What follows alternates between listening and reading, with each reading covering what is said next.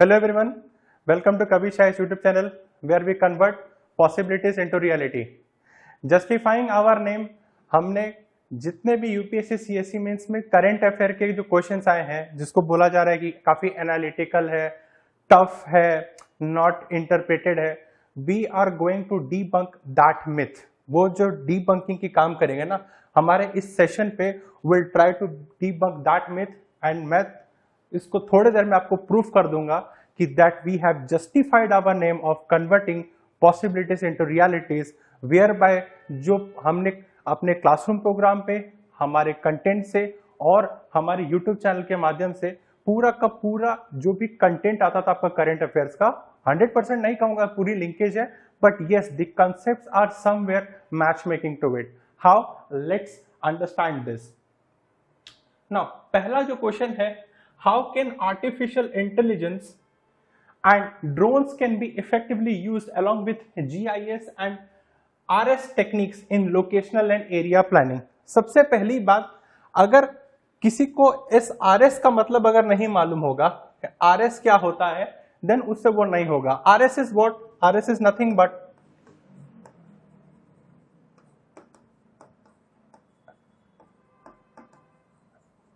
Remote sensing. Remote sensing की technique है, AI का यूज है, ड्रोन्स का यूज है, एंड उसका इफेक्टिवली यूज किसके साथ हो रहा है? जीआईएस के साथ. किसके लिए? स्पेशल डाटा के लिए. अब जब ये पूरा क्वेश्चन को आप इंटरप्रेट करेंगे तो आपको लगे कि क्या एनालिटिकल क्वेश्चन आ गया. कुछ एनालिटिकल क्वेश्चन नहीं आया है. जब आप एआई का मदद से ड्रोन का यूज करके टेक्निक्स प्लानिंग करेंगे, इनफैक्ट क्वेश्चन में ही आपको बता दिया था किस चीज के लिए, लोकेशनल और एरिया प्लानिंग. जब भी लोकेशनल और एरिया प्लानिंग होगा तो सबसे पहला बात क्या आ जाएगा? Data collection. किस बेसिस पे? रियल टाइम बेसिस पे. अब आपको रियल टाइम बेसिस किस काम के लिए चाहिए होगा? सबसे पहली बात अर्बन प्लानिंग. अर्बन प्लानिंग के लिए, मैपिंग के लिए. जब आप अर्बन प्लानिंग और मैपिंग करेंगे, क्या आप छोटे जगह के लिए करेंगे क्या? No, you will be doing it for a large scale planning.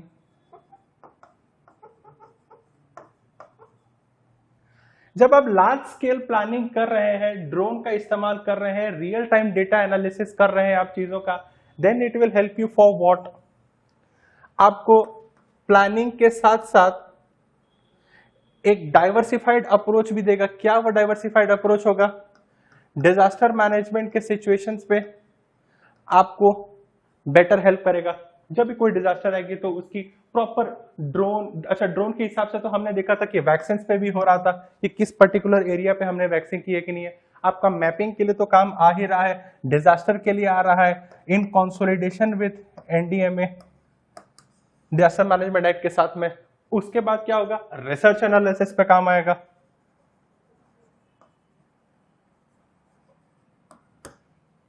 अगर आप एग्जांपल लेंगे, इसी केस का एक अच्छा एग्जांपल कोट कर सकते थे. इसका एग्जांपल ये होगा, उड़ीसा गवर्नमेंट जो है, उड़ीसा स्टेट गवर्नमेंट है, इन्होंने एक पोर्टल लॉन्च किया है. उस पोर्टल का नाम है भूलेख. उस भूलेख पोर्टल से क्या करते हैं? Through the usage of drone and through the usage of drone और इस जीआईएस टेक्निक से उन्होंने क्या प्लान कर रखा है कि कौन सा पर्टिकुलर क्रॉप का एरिया इंश्योर्ड है, कौन सा पर्टिकुलर क्रॉप इंश्योर्ड नहीं है, वेजिटेशन को, इंफ्रास्ट्रक्चर को वेरियस तरीके से मैपिंग कर रहा है. So this is all but nothing sort of a current affair का एक क्वेश्चन है यार. आपको ड्रोन्स का भी रिसेंटली ऑपरेशन में भी जो हुआ था, ड्रोन्स की वहां से ही एनालिसिस बढ़ गई है. इनफैक्ट सिमिलर क्वेश्चन हमारे प्री में भी आया था कि ड्रोन का फीचर क्या होता है. क्वाडकॉप्टर्स वाले जो क्वेश्चन थे हमारे, वही क्वेश्चन आया था. Similarly it's nothing but the extension of the concept of drones. Further going, okay, how do you account for fast food industries that are fast food industries given that are increased health concerns in modern society? अब इसका direct हमने एक यहाँ पे एक vital बनाया था उस टॉपिक पे, और ये डायरेक्ट वाइटल कनेक्ट करता है आपका GS1 का जो क्वेश्चन 18 है. इसको लेके पीएम मोदी साहब ने, PM Modi ji said about India's he addressed an issue of India's growing obesity crisis. ये सीधा सीधा कॉन्सेप्ट वहां से आता है कि मॉडर्न सोसाइटी पे आपका न्यूट्रिशन को लेके क्या इंपैक्ट है। उसके बाद the growing health concerns such as trans fatty acids का, सैचुरेटेड का, ऊपर से ऊपर the increasing heart attacks in the young age. आप यहां पे ईट राइट इंडिया मूवमेंट को लिख सकते थे। जब मैं गोइंग फॉरवर्ड की गवर्नमेंट की क्या पॉलिसी है, ईट राइट मूवमेंट की बात कर रहे थे, एक बैलेंस डाइट का बात है। जब आप हेल्थ कंसर्न आ रहा है, जब आप न्यूट्रिशन को लिख रहे हो, तो आप इसमें कहीं ना कहीं योगा का भी एंगल लिख सकते थे कि आगे चलते हुए हम इसे कैसे मैनेज करेंगे। जो ग्रोइंग जंक फूड का जो ट्रेंड चला हुआ है उसको डीबंक करने का था कि yes we should be staying far away from junk foods and going towards क्या more of a healthy version of foods. We have created a vital for that topic also. If you could have referred to that one, you could have easily answered this question. Going forward to the next question, achieving sustainable growth with emphasis on environmental protection could come into conflict with poor people's need in a country like India. Sustainable growth को लेके इतनी questioning हो रही है, इतना ज़्यादा किया जा रहा है कि sustainable goals हमें achieve करने हैं, किसके साथ में emphasis on countries like India पे। अब एनवायरमेंटल प्रोटेक्शन, अब जब बात कर रहे हैं एनवायरमेंटल प्रोटेक्शन के साथ इसको सस्टेनेबल ग्रोथ को अगर लिंक करेंगे तो वो इकोनॉमिक ग्रोथ पे भी आता है। Yes, the question demands of environmental protection but poor peoples need in country like India की जब बात आ जाती है तब आपको इसको इस इकोनॉमिक एंगल से भी करना है, जहां आप उसको कैसे करके कर सकते हो, कैसे करके मैं अनएम्प्लॉयमेंट जनरेट करूंगा, रूरल डिमांड्स को है, how would I address it, how will you address it by generating employment such as programmes to semiconductor missions, जहां पे आप ग्रीन एनर्जी पे फोकस कर रहे हैं, रिन्यूएबल्स पे जा रहे हैं, एनवायरमेंट को प्रोटेक्ट कर रहे हैं, at the same time setting up of this manufacturing industry will ultimately कर द इशू ऑफ क्या, अनएम्प्लॉयमेंट। जो गिग इकोनॉमी की बात चल रही है आपको उस पर करना है, ऑरेंज इकोनॉमी की जो बात चल रही है, जो रूरल में जो ऑरेंज इकोनॉमी बढ़ रहा है उसको स्ट्रक्चरल अनएम्प्लॉयमेंट जो है, फॉर्मल स्ट्रक्चरल अनएम्प्लॉयमेंट जो है, वो जो मेरे पुअर पीपल का नीड है इन कंट्री लाइक इंडिया वो होगा। वो कैसे होगा, ऐसे इंडस्ट्रीज को सेटअप करेंगे जिससे मेरा इकोनॉमिक ग्रोथ भी होगा। सिंपल एनालिसिस है, आप जब क्वेश्चन पढ़ोगे उसके नीड को एड्रेस करोगे तो ही होगा, और अगर आपको ये कॉन्सेप्ट का लिंकेज आप नहीं कर पाएंगे you won't be able to answer that question. Similarly same एक कंटेंट हमारा डेवलप हुआ है वाइटल के नाम पे, जब आप इसे देखेंगे you will get to know कि yes the content matches with the need of the question. Similarly, next, India-Africa Digital Compact. In our Kavi Shai's YouTube channel, we have taken a video of this entire topic of a 30-minute ka. There is a detailed explanation of what's the geopolitical impact. Geopolitical impact क्या है? Why India is looking for investing in digital partnership with mutual respect and co-development and long-term institutional partnership. इसका best example है Zanzibar पे दी opening of IIM Madras ने एक branch खोला है। Similarly Africa के जो सोशियो इकोनॉमिक इश्यूज हैं उससे एड्रेस करना चाह रहा है। How is India going to address the socio economic challenges. यहाँ पे देखिए डिजिटल पार्टनरशिप का बोला है। व्हेन डिजिटल पार्टनरशिप का बोल रहा है, India's programme like UPI is being followed by many countries. This is the similar infrastructure Africa wants to follow. But Africa के साथ हम ये म्यूचुअल रेस्पेक्ट तो ठीक है, ये को डेवलपमेंट और लॉन्ग टर्म इंस्टीट्यूशनल पार्टनरशिप किस चीज के तहत में इंडिया इतना इन्वेस्टमेंट कर रहा है? Is just because of nothing but the rare earth minerals, critical minerals such as lithium. Why? Because it is essential for my electronic vehicles के बैटरी का प्रोडक्शन के लिए. If I want to go green for a longer period of time, I need the rare earth elements जो कि मेरे environment और economic और diplomacy तीनों के लिए इंपॉर्टेंट है. जब हम बात करते हैं एनर्जी डिप्लोमेसी की, there comes the concept of energy diplomacy. Discuss the evaluation of collegium system in India. ये जब ये टॉपिक अराइज हुआ था, ये यशवंत वर्मा के केस से ये टॉपिक चालू हुआ था. अगेन जब ये केस स्टडी आया था, again we have done a YouTube video whereby we have detailed discussion में हुआ था कॉलेजियन सिस्टम क्या है, एनजेएसी का इम्पैक्ट क्या है, 2015 में जो आया था, थ्री जजेस केसेस, पूरा का पूरा वो केस स्टडी इसमें है. नेक्स्ट पार्ट जो है इसका is just an extension of that particular concept. जब आप वो वीडियो को देखेंगे you will get to know that concept is linked with this question directly. Energy security constitutes the kingpin of India's foreign policy and is linked with India's overarching influence in Middle Eastern countries. ये correctly ये जो question है आपका India Africa का जो digital partnership वाला question था, similarly उसी से ही आता है. और this question again comes from the topic of Israel Iran conflict rise हुआ था. सिमिलर सबटाइटल पे हमारा एक यूट्यूब पे वीडियो है, सिमिलर सबटाइटल पे, that we there discussed the impact of energy diplomacy, that how much oil has become important and India ka dependence on Middle Eastern countries such as Saudi Arabia, Iran, especially on Iran, given हमारा इनके साथ में जो अभी geopolitical tension है, because Iran controls the straight of Hormuz and the importance of straight of Hormuz is directly discussed in this topic. अगर आप उससे करेंगे, कनेक्ट करने की कोशिश करेंगे, तो ये वाला जो पार्ट है integrate energy with India's foreign policy transaction, that how India is going to balance इस geopolitical situation with Iran and similarly to Russia also in terms of crude oil. From that particular concept, from this video you can be able to answer your question. The reforms process in the UN remains unresolved because of the delicate imbalance of East-West and the entanglement of Russia versus Russo-Chinese alliance. Similarly, अभी in the recent stages में Russia और China का जो growing alliance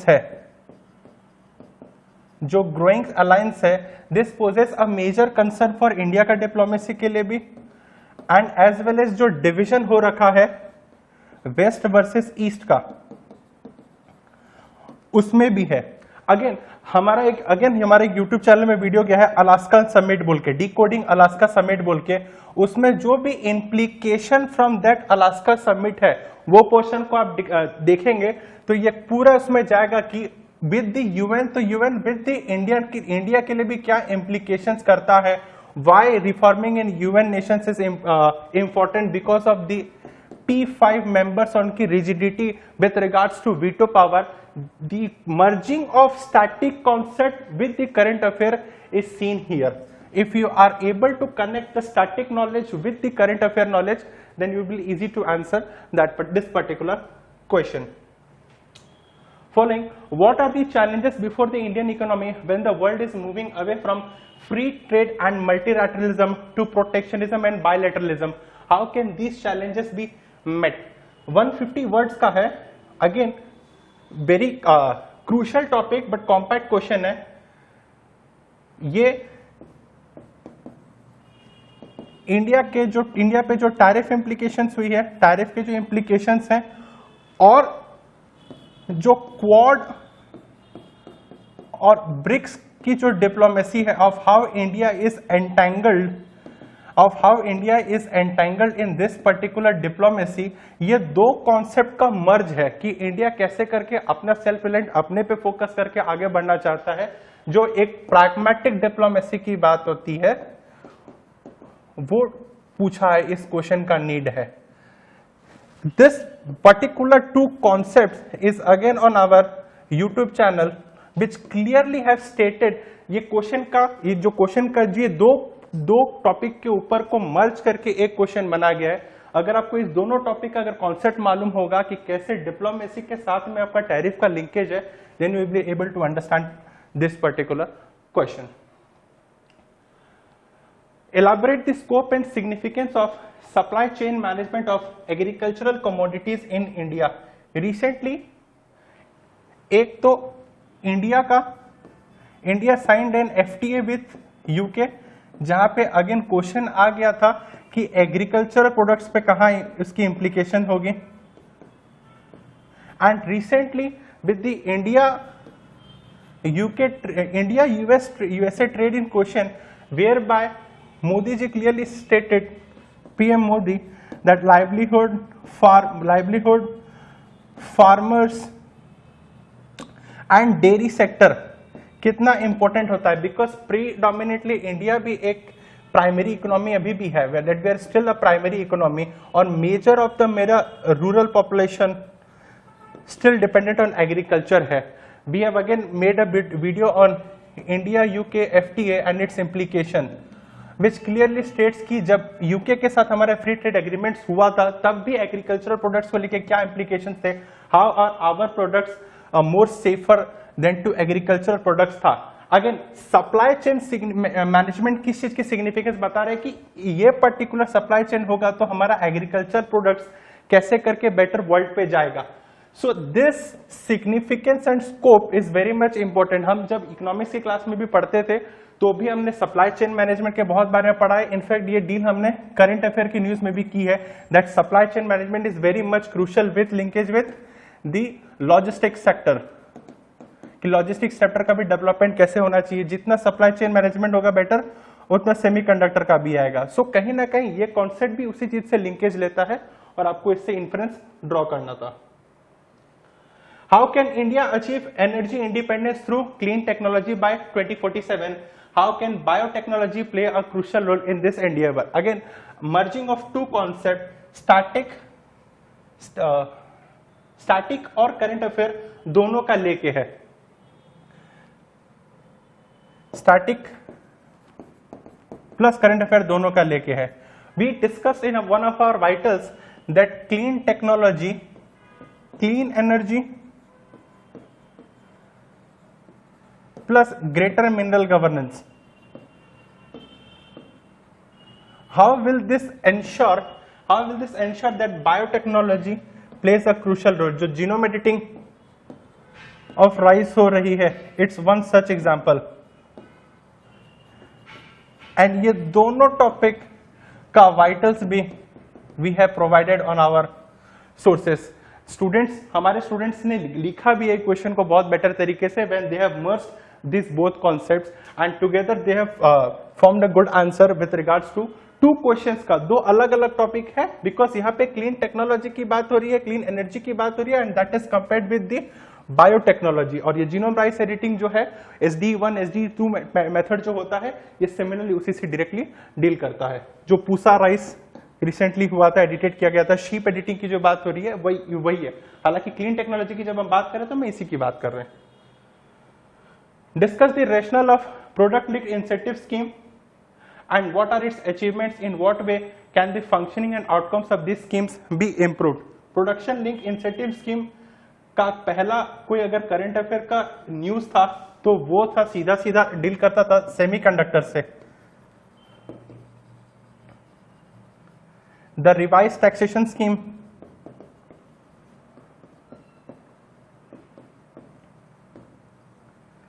किस production link incentive से कितना अच्छा आपका डोमेस्टिक इकोनॉमी इंप्रूव हो सकता है, the impact in domestic economy, ये था। Again we have given a vital regarding this topic which deals with the concept of PLI schemes, और उसके स्कीम से और भी क्या चीजें इंप्रूव हुई हैं और हो सकती हैं, वो दोनों के बारे में भी है उसमें। Going further, examine the factors responsible for depleting groundwater in India. What are the steps taken by the government to mitigate the depletion of groundwater?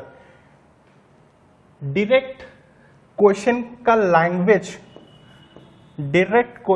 Language भी मैच है, क्वेश्चन का लैंग्वेज भी हमारे वाइटल के साथ में मैच है। That how ground water तो है और इरिगेशन क्राइसिस जो हो रही है, इरिगेशन क्राइसिस है because of overburdens on ground water, उसके साथ लिंक करके दो वाइटल्स था, बट डायरेक्ट क्वेश्चन आए, we have our in content that matches with directly with this question and the need of this question. Question number 13, examine the scope of food processing industries in India. Explain the measures taken by the government in the food processing industries for generating employment. Again, ये question भी deal करता है किसके साथ में, जो FSSAI का है कि फूड पे जो रेगुलेशंस ड्रॉ करेंगे। How can fast food processing, जो food processing industries in India है, क्या है, अनटैप्ड मार्केट है अभी तक में। We can generate employment through these. Food processing करते ही जैसे भी आएगा तो क्या आएगा, crop diversification,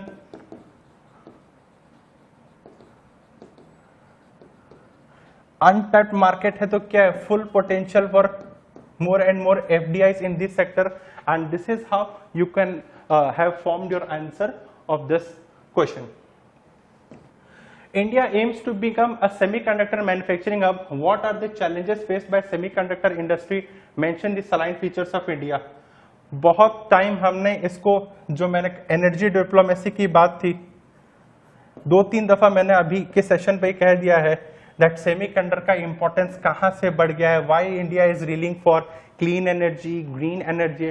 similarly we have matched video as well as vital of this topic, showcasing that how semiconductors is going to be the future of energy. इसका supply chain रहना, इसकी डिप्लोमेसी रहना with countries like Africa, Australia, how it is very much important. We have detailed discussion in a video as well as in vitals. Mineral resources are fundamental to country's economy and these are exploited by mining. Why is mining considered as an environmental hazard? Explain the remedial measures required to reduce the environmental hazard due to mining. फरवरी में एक news आया था, north east पे लेके आया था और वो सीधा सीधा डील करता था rat hole mining. A clear cut direct question था हमारे वाइटल के टॉपिक से कि हाउ रैट होल माइनिंग जो नॉर्थ ईस्टर्न स्टेट पे हो रहा है, how they are exploited, exploitation कैसे हो रहा है, उससे एसोसिएटेड रिस्क क्या है, risk to both the human risk as well as the environmental risk, the policies of government to banning such mining practices, उस बारे में डिटेल डिस्कशन हुआ है। सो जो 15 क्वेश्चंस हमने देखे हैं जो करंट अफेयर्स के आए थे, ये कुछ ऐसा क्वेश्चंस नहीं था कि दैट वे आर नॉट, कुछ समझ में नहीं आ रहा था कि बहुत ज्यादा एनालिसिस था, UPSC asked some very tough questions, not. अगर आप ब्लेटेंटली खाली एक ही चीज को फॉलो करके अगर पढ़ रहे हो कि खाली यही से डायरेक्टली नहीं हो सकता, डायरेक्ट नहीं आएगा, क्योंकि आप भी जो पढ़ रहे हैं बाकी सब भी वही पढ़ रहे हैं। What UPSC is asking from you is how much of your analytical skills are. आप कितना ज्यादा एक टॉपिक को दूसरे टॉपिक से कनेक्ट करके अपनी एनालिसिस से एक आंसर फॉर्म कर सकते हैं। That is what UPSC is looking for in a candidate. So in this coming time, आपको अगर अपनी प्रिपरेशन को एक टॉप नॉच पे लेकर जाना है तो आपको ये एनालिसिस स्किल आना चाहिए। टॉपिक का conceptual knowledge, base knowledge, connecting the static knowledge with the current affair knowledge is very much essential in coming forward years. I hope आपको इस सेशन से समझ में आया होगा कि yes, the topics were interconnecting and it was very much useful to understand कि how हमें अपने preparations आगे बढ़ाना है।